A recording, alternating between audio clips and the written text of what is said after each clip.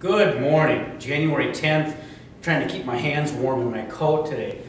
Talking with Kelly Burk, Leesburg District Supervisor, on this chilly morning, and we're talking about the budget. We're talking about a cold experience, and we're not finding any extra money to deal with, are we? Things are getting tighter and tighter, it seems. They most certainly are. This is going to be probably one of the worst budget cycles we've had, and it's pretty grim. And I don't know where it's going to end up, but there's going to have to be some give and take.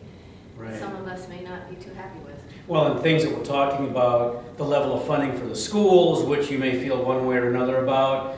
We're talking about possibly taxing higher on airplanes at the Leesburg Executive Airport. Possibly, I'm hearing things about these Medicaid vouchers being harder to get, right, if nothing else. Where do you feel that the board may be headed as far as perhaps tax rate, raising it, cutting? I couldn't even tell you. I don't know. From day to day, it goes, as we get more news and more information, it just goes back and forth. I will tell you that I'm concerned. My big issues, social services are huge. Yeah. Those are people that are on the edge, that can barely make it as it is. Right. And the Leesburg airport tax is very significant to Leesburg. Some people kind of have a tendency to think, well, you know, they have planes, they can afford to pay more taxes on them. But in reality, those corporations and those businesses that are in Leesburg generate money for the town of Leesburg and for the county. And those planes don't have to stay there. Whenever there are other airports, and we have a number of them around us, whenever those airports raise their taxes, those planes all come to Leesburg. Whenever last year when we talked about raising taxes, we lost businesses to other airports. So that may be a painful education. It's going to be very painful, and they need to realize the impact. It could devastate that airport, and the town puts a lot of money into that airport. So it's not a good thing, and that's one of the fights I'm going to be having here soon. So the next couple of months will be telling the tale. Now, what's the public process? If I want level of funding for schools at a certain height or not, right, as some people feel, what can I do about it? Well, that old saying that the squeaky wheel gets greased, you need to come out to these public hearings. You need to have people en masse coming out and talking and giving your arguments. One of the things that people do that's a mistake is to get nasty and to threaten. But what you need to do is just state your facts. Why is it a good thing? Why is your position a good thing or nothing? So that we can weigh the facts when it comes down to it. Well, looking at it this year, people with, you know, either working several jobs to make ends meet or perhaps looking for a job, some of the arguments are going to be pretty impressive, I would imagine. Right, and it's most certainly, if they can't come to the public hearings, emails, letters, phone calls, all those means are very effective. But it is getting that message out in mass is what's the most effective. How do you keep it all straight? We have so many, several hundreds of thousands of residents. If we all have an outcry, do you keep a tally on for and against, up and over, down? I do. And then when there's a good point, I write the good point down so that I remember it, so that when we go and discuss it, I can have it there in front of me. But you'd be amazed how so much of the message is the same, so that you begin to hear that same message over and over and over again.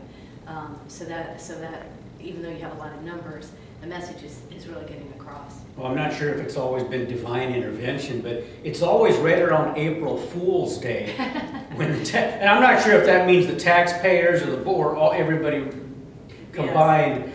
But what is the finite schedule? Do you have any of the dates memorized? I don't have it in hearings, but if you go to the county webpage, exactly. It's all. I know that the county administrator presents his budget in February. I think it's February 8th.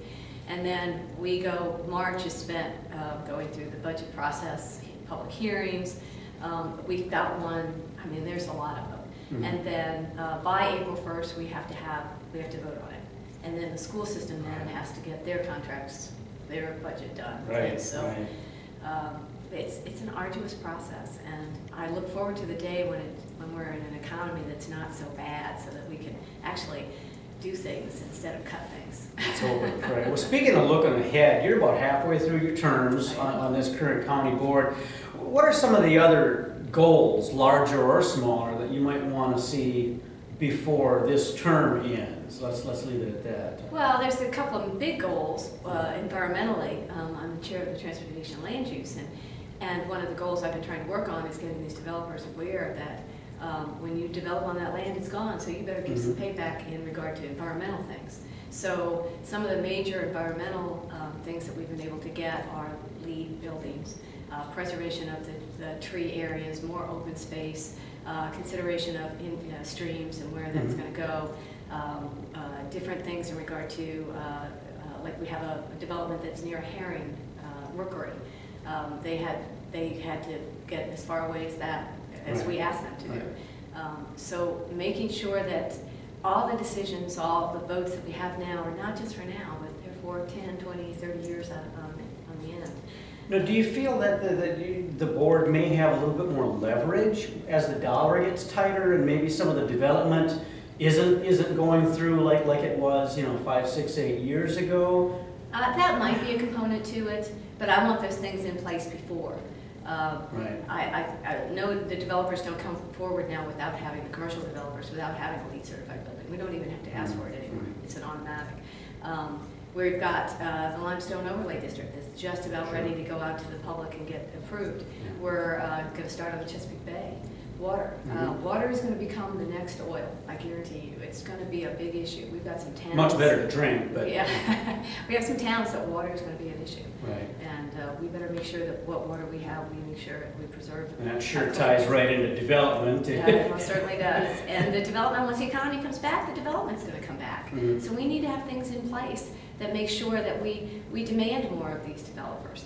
And that they take into consideration transportation and all these different environmental aspects, and what is the impact going to be 20 years from now. Well, and speaking of all these issues, you have to remember that Kelly is a supervisor representing Leesburg, but also representing Loudoun County. That's an interesting title to hold. That's an interesting relationship. How do you balance on that? Well, and then you add the third thing in being a teacher.